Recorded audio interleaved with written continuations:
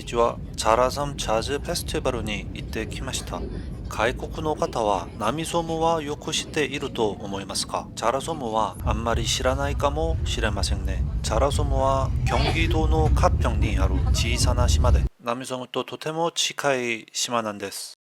ナミソムはドラマ冬のソナタに出てきてとても有名ですよね。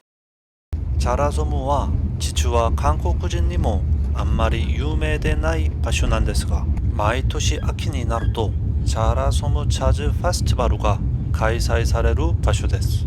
韓国ではソウルジャズフェスティバルに次いで有名なのがチャラソムジャズフェスティバルと思います。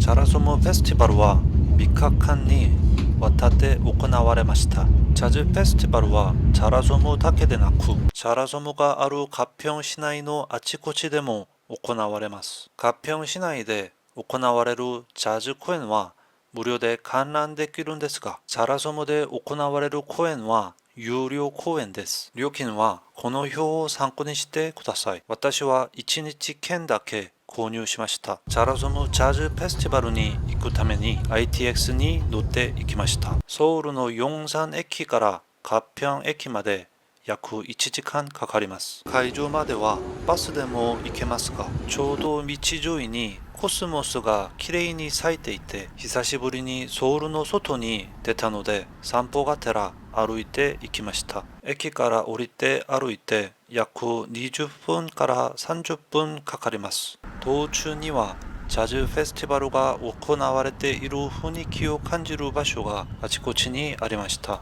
チャラソムジャズフェスティバルの会場に到着して予約したチケットを見せてリストバンドに交換しました。このリストバンドを見せて入場するシステムです。こうしてチャラソムジャズフェスティバルのメインステージともいえるジャズアイランドに到着しました。思ったより人はそれほど多くありませんでした。以前のソウルジャズフェスティバルくらいの規模を想像していましたが、そこまではなさそうでした。でも良かったです。ここではレジャーシートを敷いて気軽に座ってジャズ音楽を楽しめます。近くにフードトラックがあって美味しいものを買って食べることもできます。ちょうど到着した時間にジャズラウンジで公演があると聞いてそちらに向かいました。行く途中、気持ちの良いジャズサウンドが流れる通路を通りました。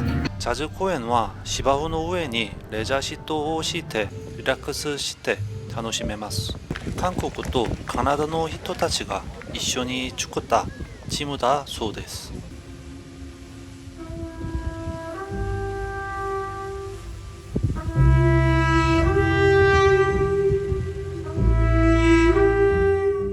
韓国の国楽の標語とジャズの組み合わせがとても独特でした。こ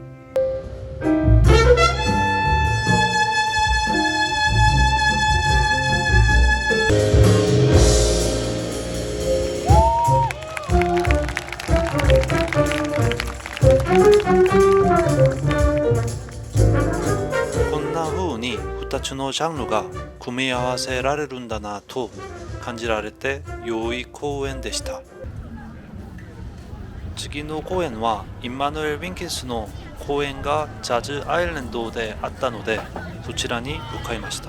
ちょうど夕方の時間だったのでフードトラックを見て回りました。フードトラックだけでなくジャズ関連の LP を売っている場所や絵を売っている場所もあって写真を撮る場所もあり楽しめるスポットがたくさんありました。この日は本当は生ビールを飲みたかったのですが生ビールを売っているところがなくて残念でした。ちょうどチキンを売っているところで缶ビールを売っていたのでチキンとビールを買いました。でも行列がとても長くて20分ほど並んでやっと買えました。値段も思ったより高くて味も普通のチキンの味でした。でもビールは何か抹茶の実の香りがして良かったです。イ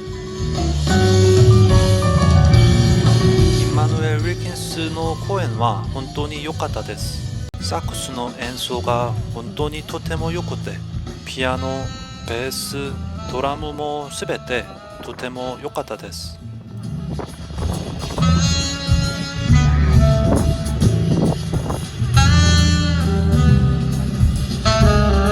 公演が終わると休憩時間があって、休憩時間にはこんな風に可愛いダンスの時間もあります。軽く体をほぐして公演が始まる前に雰囲気も盛り上げる効果があります。私は恥ずかしくてただ座っていました。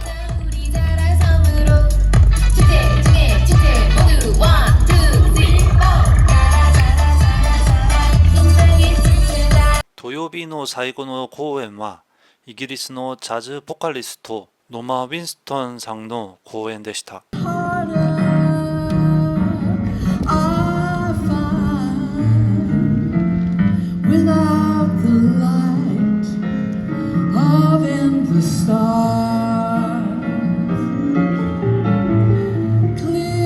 60年以上も活動を続けてきた多様的なジャズボーカリストの一人です。この日は突然寒くなって風も強く吹いていたのに、本当に歌が素晴らしくて聴いている間ずっと気分が良かったです。現在ほぼ84歳ですが、声もとても素晴らしいです。あの年までキャリアを続けてきたことが本当に素敵だと思いました。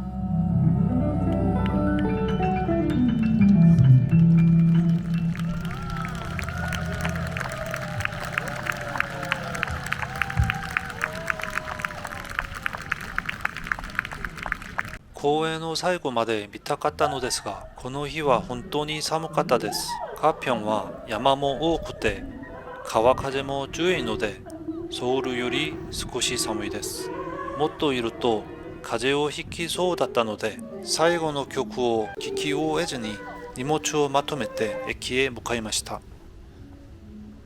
私は初めて来たカピョンのチャラソムフェスティバルですが、ジャズが好きな方には一度は訪れてみることをお勧めします。カピョンまでの道のりも楽しいし、こうしてレジャーシートを敷いて美味しいものを食べながらジャズを聴く経験はなかなかできないものですからね。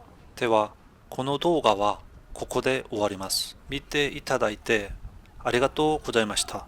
チャンネル登録といいねもしていただければもっと感謝です。